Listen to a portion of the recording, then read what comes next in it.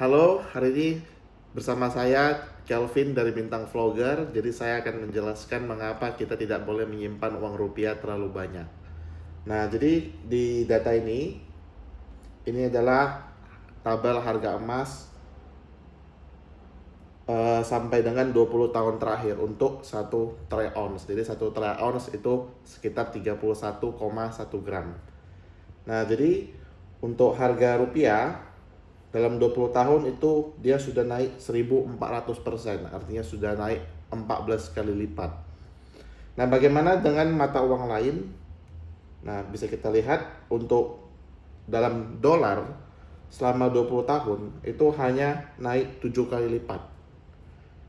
Nah, di sini saya juga ada data perbandingan lainnya. Jadi kita bukan fokus ke angka, tapi kita hanya fokus ke persennya ya.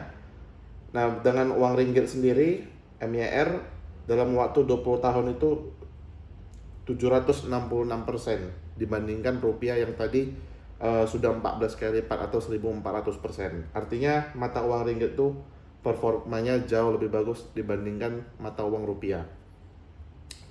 Nah, bagaimana dengan uang Singapura atau Singaporean dollar? Itu performanya ternyata selama 20 tahun jauh lebih bagus, 531%. Nah, di sini Chinese yen juga performanya 6 kali lipat ya, tidak sampai 1000%. Nah, kemudian saya menemukan mata uang yang salah satu mata uang yang cukup bagus, yaitu CHF, yaitu mata uang Swiss. Selama 20 tahun itu dia hanya naik 4 kali lipat. Nah, selanjutnya saya akan menjelaskan nilai tukar mata uang rupiah terhadap mata uang lain seperti misalnya ringgit. Jadi tinggal saya ketik dari Google, 1 rupiah itu setara dengan berapa ringgit. Nah, apabila kita lihat grafiknya itu selama 20 tahun terakhir itu dia menurun.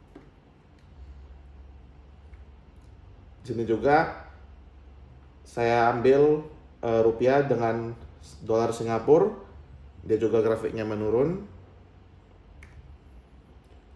Kemudian rupiah dengan dolar juga menurun. Nah, termasuk rupiah dengan uang baht. Jadi basically uang rupiah itu kalau dibandingkan dengan uang negara asing itu mostly grafiknya turun. Ini rupiah dengan Chinese yen. Nah, kemudian saya juga bandingkan mata uang negara lain, misalnya ringgit Malaysia dengan dolar Singapura. Nah, kita lihat memang dia menurun di akhir, tapi dia tidak setajam kalau kita bandingkan dengan rupiah ke dolar Singapura. Malaysia dengan dolar Amerika.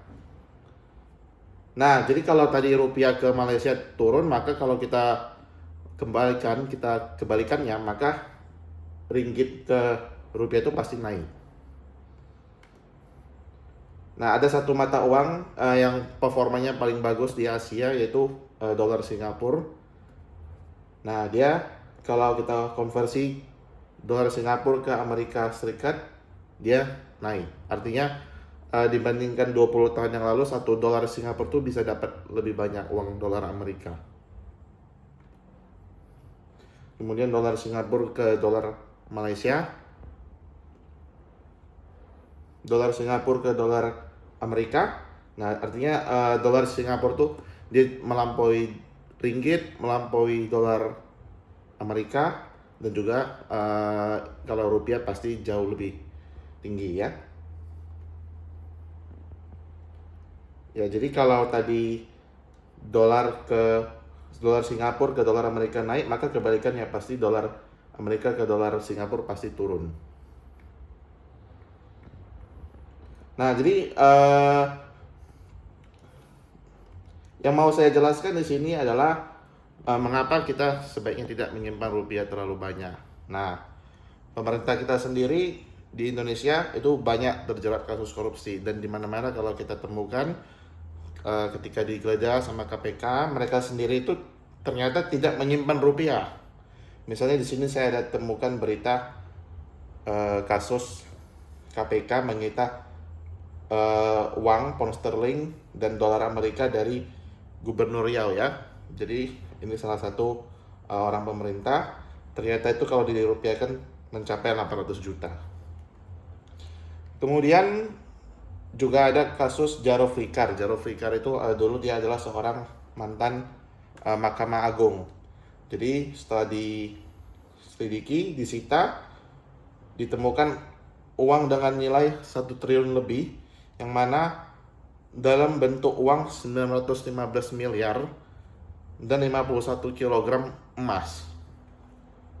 Nah, dari 915 miliar itu dalam bentuk mata uang asing seperti 74 juta 500 ribu dolar Singapura,